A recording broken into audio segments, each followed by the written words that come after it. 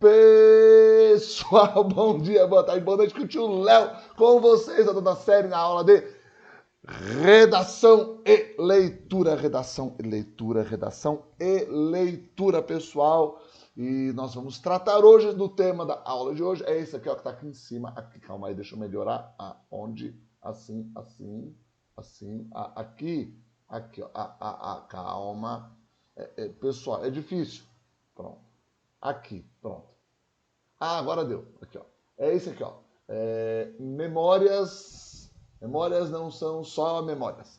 Pois bem, pessoal, esse tema está na página 10 do seu livro. Então vamos ler aqui um pouco o que diz o seu livro e eu vou explicar para você tudo o que você precisa saber de uma maneira mais tranquila, ao mesmo tempo mais rápida e mais divertida. Vamos lá.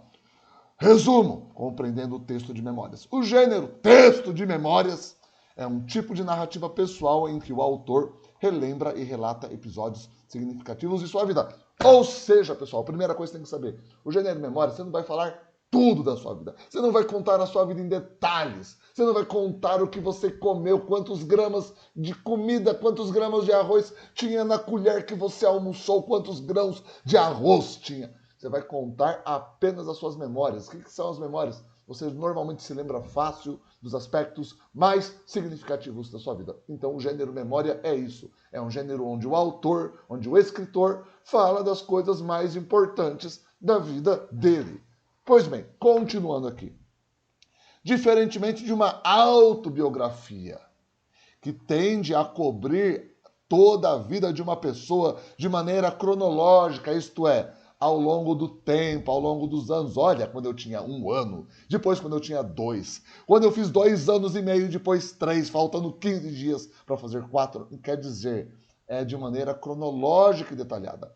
O texto de memórias, ele é mais seletivo, ele é mais focado em momentos específicos, em experiências marcantes ou temas relevantes para o autor. Tio Léo, dá um exemplo você já comeu no KFC?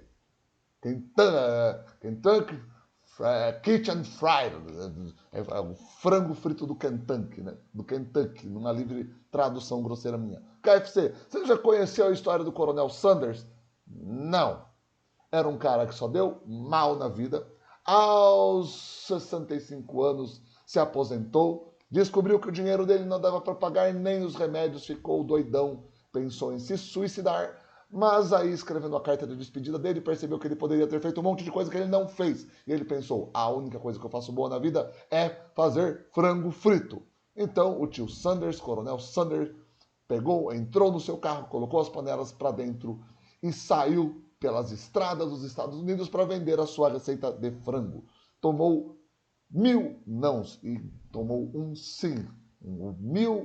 A tentativa 1001 de vender o seu frango foi um sim. A partir daí, nasceu o KFC e o Coronel Sanders se tornou milionário aos seus 80 e poucos anos. Pessoal, olha só. Vocês perceberam que eu não contei vários outros detalhes, quem foram os pais, o que ele fez, se ele foi casado, se ele teve filho, se ele não teve. Eu foquei nas principais memórias dele. O texto Memórias é isso. Uma história detalhada sobre uma pessoa é uma biografia ou uma autobiografia, quando a pessoa mesma escreve sobre si. Esses textos, isto é, a memória, são textos caracterizados por seu tom introspectivo, isto é, o cara está pensando, reflexivo, isto é, ele está se lembrando introspectivo e refletindo sobre o que fez com que ele tivesse determinadas ações, em que o autor narra os eventos e também explora suas emoções, seus pensamentos e suas interpretações sobre os acontecimentos de sua vida. Esse gênero permite uma grande liberdade estilística, isto é, ele pode usar um poema, ele pode usar uma música, ele pode falar o que for necessário para compartilhar as memórias dele e usando música ou qualquer outro tipo de coisa, ou uma imagem ou uma foto, como um recurso, como uma ferramenta, como um meio para compartilhar os sentimentos. Mais ou menos como você, quando você quer compartilhar um sentimento que você sentiu, a impressão que você teve, você envia uma música para uma pessoa, fala de um filme, fala de uma série. Além de seu valor literário, continuando aqui, pessoal, Os textos de memória têm um papel importante na preservação da história pessoal e cultural. Na preservação da história pessoal e da história pessoal e cultural, oferecendo ao leitor um panorama, isto é, uma amostra, um geral, os pontos principais, isso é um panorama da experiência humana e a possibilidade de compreender melhor a vida e o contexto do autor. Ou seja, as memórias de uma pessoa, elas permitem que a gente perceba como a pessoa enxerga o mundo, como que ela interpreta as coisas do mundo, como as situações influenciaram ela, como ela influenciou situações e principalmente como essas situações nos influenciam. O tempo verbal predominante, cara, isso é importante. O tempo verbal predominante em textos de memória é o passado. Ou seja, vamos falar melhor, vamos traduzir. As ações, quando vão usar palavras para descrever as ações, essas palavras que são chamadas verbos. Tio Léo, o que é verbo? Verbo é a palavra que indica uma ação. Falar é uma ação. Ah, mas como que é falar no passado? Falei. Pular é uma ação. Como que eu indico pular no passado? Pulei. Defecar é uma ação. Como indica essa ação no passado? Defequei. Tio Léo, qual é o significado de defecar? Joga no Google. O tempo verbal predominante em textos de memória é o passado, pois ajuda a destacar eventos anteriores ou criar uma abordagem reflexiva com um tom mais introspectivo.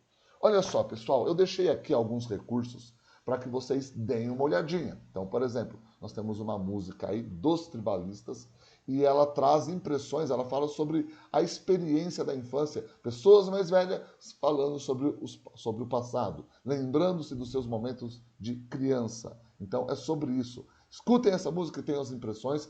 A gente tem também um quiz onde você vai entender, onde você vai testar os verbos e vai perceber como que são escritas as palavras de forma que elas façam referência a coisas que aconteceram no passado. Ou seja, você vai aprender palavras que o sentido delas é melhor aplicado no passado. Temos mais alguma coisa? Vamos ver se temos. Ah, pessoal, temos sim. Deixa eu ver aqui.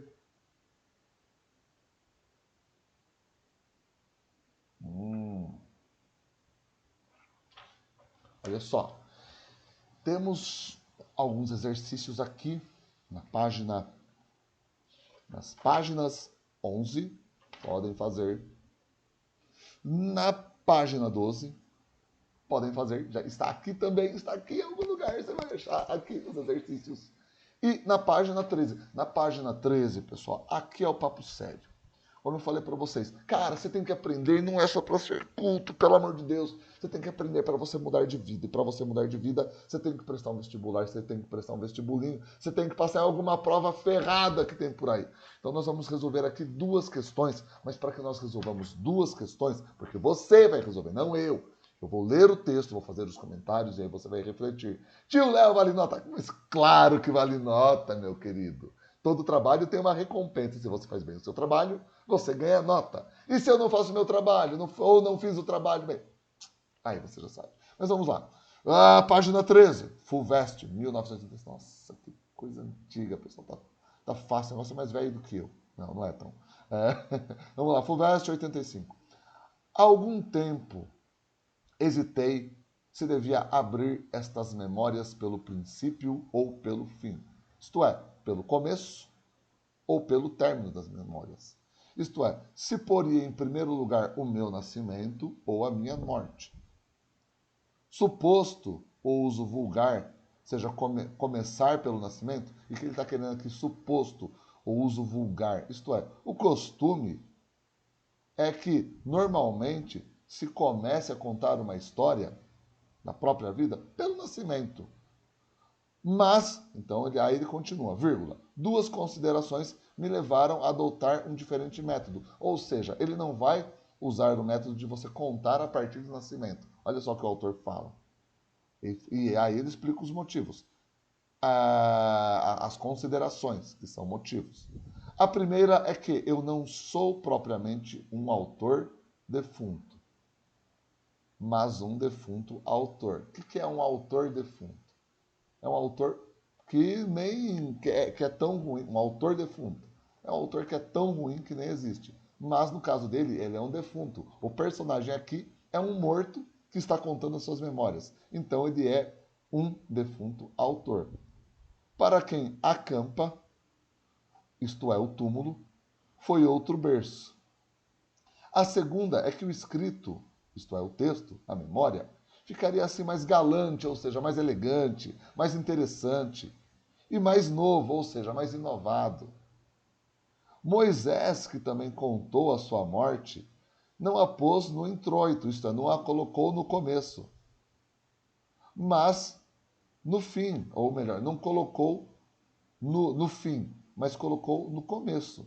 A diferença radical entre este livro e o Pentateuco. Isto é, Moisés, quando ele escreveu o livro de Pentateuco, que está na Bíblia, ele contou da sua morte no fim. No caso deste livro, que é o Memórias Póstumas de Brás Cubas, Machado de Assis, ele começa o livro contando a partir da sua morte, e da morte para o começo. Mais ou menos como o filme O Incrível Caso de Benjamin Button, ou uma coisa assim. Então, aí tem algumas questões. No fragmento, o autor afirma que vai começar suas memórias pela narração de seu nascimento, vai adotar uma sequência narrativa em vulgar, o levaram a escrever suas memórias. Foram duas considerações sobre a vida e a morte. Vai começar suas memórias pela narração da sua morte? Ou vai adotar a mesma sequência narrativa utilizada por Moisés? Ou seja, do começo até o fim da vida. Fica para vocês. Aí temos uma outra questão do Enem 2010, que também fala do nosso queridíssimo Machado de Assis. Joaquim Maria Machado de Assis, cronista, contista, dramaturgo, jornalista, poeta, novelista, romancista, crítico, ensaísta, nasceu na cidade do Rio de Janeiro em 21 de junho de 1839. Filho de um operário mestiço de negro e português, Francisco José de Assis, e de Dona Maria Leopoldina Machado de Assis, aquele que viria a tornar-se o maior escritor do país, e um mestre da língua perde a mãe muito cedo e é criado pela madrasta, Maria Inês. Também mulata, que se dedica ao menino e ao marido na escola pública, única que frequentou o autodidata Machado de Assis. Considerando seus conhecimentos sobre gêneros textuais, o texto citado constitui-se de... E aí você vê as questões e você responde. Vamos ver, pessoal, que outras considerações eu tenho que fazer com vocês aqui. Vamos ver aqui, vamos ver aqui, vamos ver aqui, vamos ver aqui. Pessoal, olha só. Para a gente encerrar aqui algumas reflexões. Primeira coisa, para a gente compreender melhor o gênero texto de memórias. O que é um gênero? É um tipo de texto. Existem vários gêneros textuais. Dissertação é um tipo de texto. Cara, eu vou explicar de uma outra forma. Imagina que você tem, por exemplo, um criado mudo com 10 gavetas. Um criado mudo com várias gavetas. E nesse criado mudo, você só guarda roupas. Não tem que interpretar, aceita. Esse criado mudo, você só guarda roupas, pequenas roupas, luvas, gorros, meias, cuecas, calcinhas, enfim, guarda essas coisas. Cada gaveta trata de roupas, porém, de diferentes tipos de roupas. Os gêneros textuais, eles tratam de diferentes tipos de texto, mas o gênero é como se fosse o criado mudo, e cada gaveta como um tipo de gênero. Nós temos dissertação, nós temos narração, temos conto, temos poema e temos memórias, que é o gênero que nós estamos trabalhando. Olha só, o gênero texto de memória é um tipo de narrativa pessoal, em que o autor relembra e retrata episódios importantes da sua vida. Diferente de uma autobiografia que tende a cobrir toda a vida de uma pessoa de maneira cronológica e detalhada, ele é um texto seletivo e focado, caracterizado por um tom introspectivo e reflexivo, permitindo uma liberdade estilística. Então, além do seu valor literário, os textos de memória têm um papel de preservação da história cultural e pessoal de uma pessoa, de um povo. Beleza? Pessoal, ficamos por aqui com este conteúdo. Convido vocês aí a fazerem os exercícios. Belezinha? Isto fui.